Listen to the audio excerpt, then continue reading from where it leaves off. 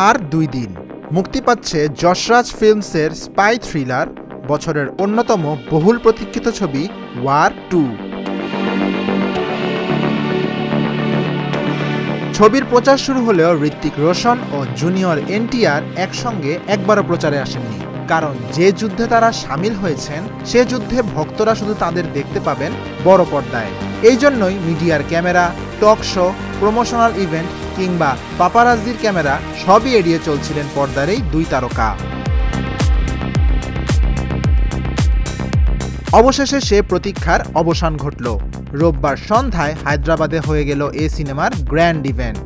প্রায় 30,000 ভক্তদের সামনে নিয়ে জুনিয়র এনটিআর হায়দ্রাবাদে আমন্ত্রণ জানান ঋত্বিক রোশনকে। স্টেডিয়ামের খোলা আকাশের নিচে সন্ধ্যা নামতেই আলো ছড়ান এই 2 তারকা।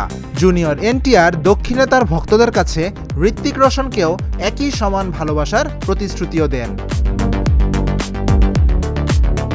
ঋত্বিকের ব্লকবাস্টার ওয়ারের 6 বছর পর আসছে তার বহু প্রতীক্ষিত সিকুয়েল ওয়ার 2।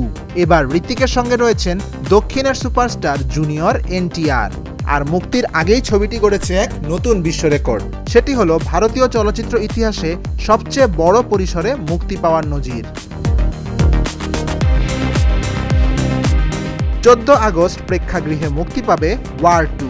ছবিটি বিশ্বব্যাপী 7,500টিরও বেশি স্ক্রিনে মুক্তি পেতে যাচ্ছে, যা এর আগে কোনো ভারতীয় সিনেমার ক্ষেত্রে দেখা যায়নি। এর মাধ্যমে ছবিটি মুক্তির আগেই জায়গা করে নিয়েছে ইতিহাসের পাতায়। 200 কোটি টাকা বাজেটের এই হাই অকটেন অ্যাকশন থ্রিলার প্রযোজনা করেছে যশরাজ ফিল্মস। অয়ন মুখার্জির পরিচালনায় ওয়ার 2 নিয়ে দর্শক মহলে তৈরি হয়েছে তুমুল উত্তেজনা।